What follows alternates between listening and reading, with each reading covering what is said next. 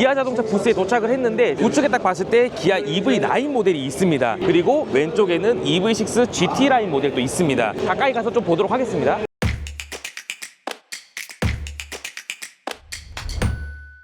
기아 EV9 엄청나게 큰 차체 사이즈거든요. 하지만 가장 치명적인 단점이 있습니다. 출시가가 거의 9천만 원에서 1억까지 호가를 합니다. 그래도 기아 자동차가 프리미엄 럭셔리 브랜드인 제네시스급도 아닌데 오히려 더 비싼 9천만 원에 판매가 되고 있으니까 재고가 조금 많이 있는 상황인데 할인이라든지 아니면은 원가 절감을 조금 하더라도 차량가를 좀 낮춰야 되지 않을까. 그래서 상품성을 좀 강화시켜야 되지 않을까. 기아 EV9 앞에 서 있는데요. 블루 컬러로 되어 있어서 색감이 굉장히 이뻐요. 지금 실내에 4분이 타고 계시거든요. 굉장히 쾌적한 공간이 딱 밖에서도 보입니다. 엄청나게 큰 전장길이와 차체 사이즈가 있다 보니까 21인치 휠이 들어가 있는데 지금 기아 자동차에서 나오는 휠 디자인들이 다 이런 식으로 좀 나오고 있긴 한데 이 디자인 굉장히 마음에 들어요. 그리고 EV9도 마찬가지로 오토 플러시 도어가 채택이 되어 있고요. 디지털 사이드 미러가 들어가 있습니다. 사이드 미러 역할을 할 수 있는 카메라가 화면으로 나오게 됩니다. 그리고 지금 이 차량 같은 경우는 7인승 모델이거든요. 썬팅이 안 된 차량에서 안에가 다 보이잖아요. 3열이 있습니다. 그리고 3열을 폴딩을 시키게 되면은 트렁크로 사용할 수도 있고 3열 공간에도 3분이나 탈 수 있는 공간감이 있습니다. 3열이 있는 차는 실질적으로 3열을 탔을 때 불편할 수밖에 없거든요. 근데 얘는 전폭도 엄청 크고 전장도 길다 보니까 3열 타시는 분도 장거리만 아니면은 크게 뭐 불편함은 없을 것 같다라는 생각이 들 정도로 큰 사이즈를 자랑하고 있습니다.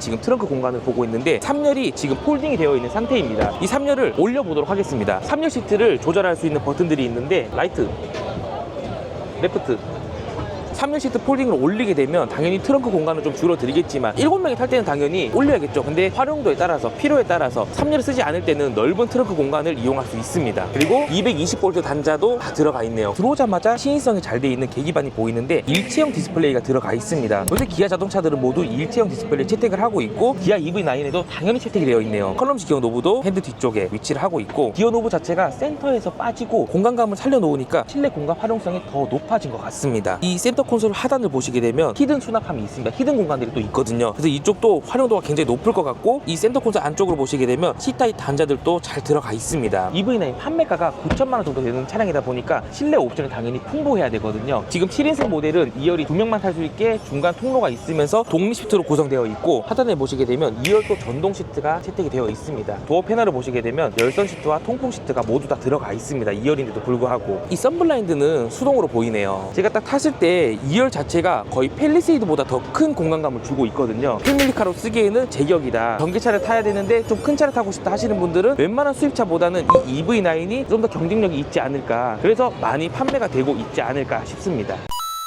기아 EV3 모델입니다. 기아 EV3 같은 경우는 공식 가격도 나왔고 이미 런칭이 된 상태입니다. 하지만 이 전기차라는 게 국토부라든지 환경부라든지 여러 인증 작업이 필요하고 정부와 같이 협업을 해야 되는 부분들이 많아서 아직은 출시가 조금씩 미뤄지고 있는데 7월 말 8월 초부터는 정상적으로 출고가 시작될 거라고 얘기가 나오고 있거든요. 저희 신차의 모든 것에서도 기아 EV3 사전 계약을 굉장히 많이 받아놓은 상태입니다. EV3 같은 경우는 소형 SUV에 해당되는 차량이거든요. 차체 사이즈가 적지도 않고 그렇다고 너무 크지도 않은 상태에서 컴팩트카 정도로 봐주시면 되고 패밀리카도 물론 쓸 수 있겠지만 혼자 타시거나 아니면 컴팩트하게 운행을 할 수 있도록 만들어진 라인업입니다. 저는 이 EV3가 처음 나왔다고 했을 때 걱정을 굉장히 많이 했었거든요. 왜냐하면 호나 일렉트릭이라든지 아니면 기아의 니로 일렉트릭 모델도 있기 때문에 EV3가 과연 살아남을 수 있을까라는 걱정을 조금 했었는데 실제로 딱 보고 일단 디자인에서는 이겼다. 물론 코나도 이쁘고 니로도 이쁘지만 EV3 모델이 굉장히 잘 나왔습니다. 아마 제가 봤을 때 이 EV3 모델이 엄청 잘 팔리게 되면은 니로 EV가 단종되지 않을까. 그리고 지금 보닛 후드를 열어놓은 상태인데 프렁크가 있습니다. 지금 캐스퍼 같은 경우는 프렁크가 없었거든요. 공간 활용을 그래도 좀 더 잘 해놓았다. 나이키 신발 박스 하나 정도 들어갈 것 같은 크기가 있는데 쓰기 하겠습니까 잘.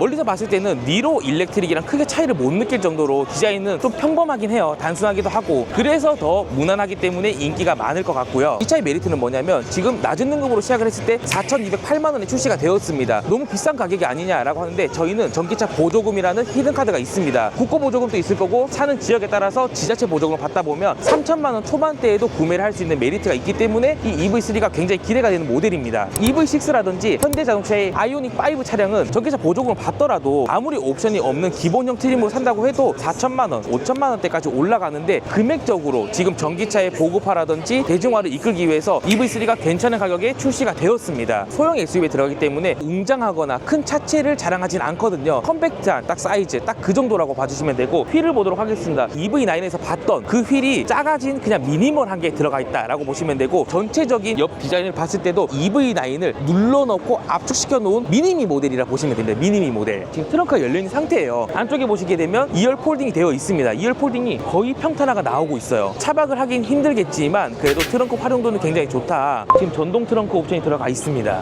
네.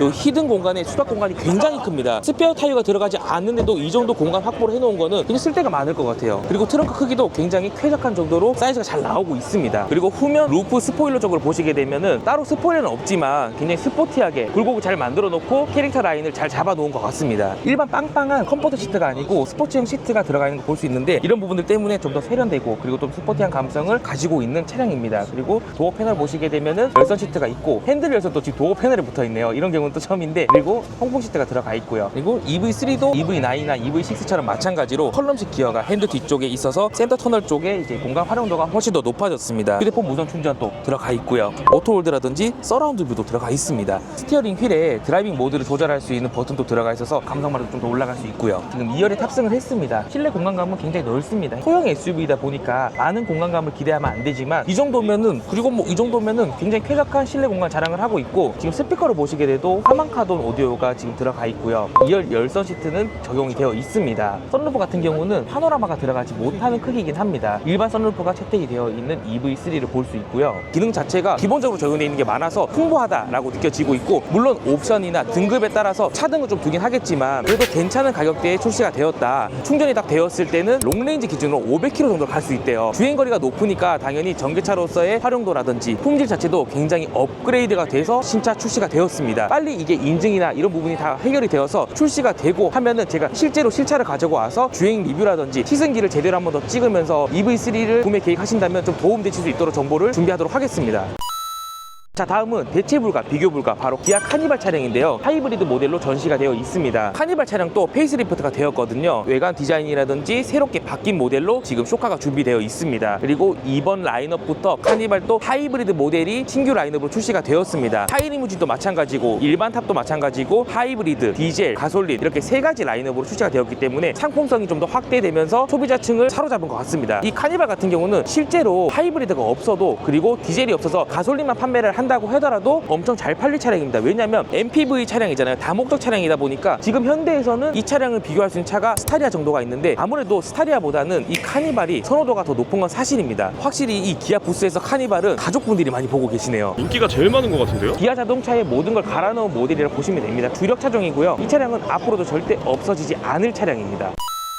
그리고 또 인기 많은 차종 중에 하나, 전기차 EV6가 지금 전시가 되어 있습니다. EV6 GT 라인으로 전시가 되어 있고, 이번에 2024년 페이스리프트가 되면서 많은 상품성 개선이 되었다고 합니다. EV6가 국내 전기차 모델 중에서 가장 많이 판매가 됐다라고 해도 과언이 아닐 정도로 엄청나게 많은 인기를 갖고 있습니다. 외관에서 봤을 때 이 EV6 같은 경우는 좀 전에 보고 있던 EV9 완전 다른 이미지거든요. EV9 같은 경우는 약간 네모나고 박스카 형상을 좀 갖고 있다면, EV6 같은 경우는 날렵하고 곡선적인 역동적인 이미지를 좀 주고 있습니다. 휠 모양을 보시게 되면 전기차인데도 약간 내연기관의 디자인을 좀 갖고 있는 듯한 느낌을 받고 있습니다. GT 라인으로 쇼카가 준비되어 있기 때문에 약간 스포티한 디자인이라 보시면 됩니다. 일반 모델보다는 하이그로시 넣어주시고, 도어 스커프에도 하이그로시 넣어주면서 차량이 조금 더 역동적이고 좀 스포티한 외관 디자인을 가지고 있는 모델로 준비가 되어 있습니다.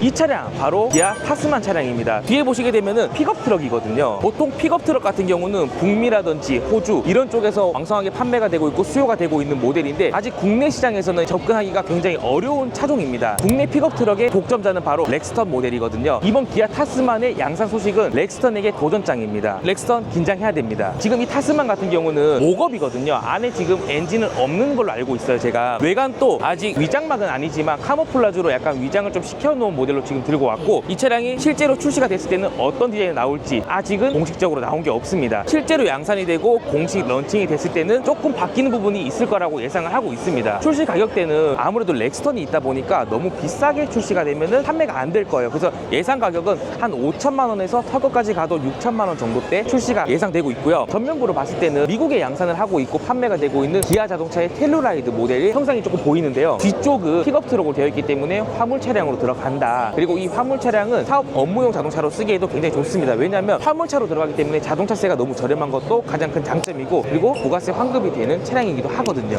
그래서 이 타스만이 양산이 되기 시작하면 내수 판매량도 굉장히 많이 올라갈 것 같고, 그리고 북미라든지 호주 쪽에 외수 판매도 굉장히 많이 활발하게 될 거라고 예상을 하고 있습니다.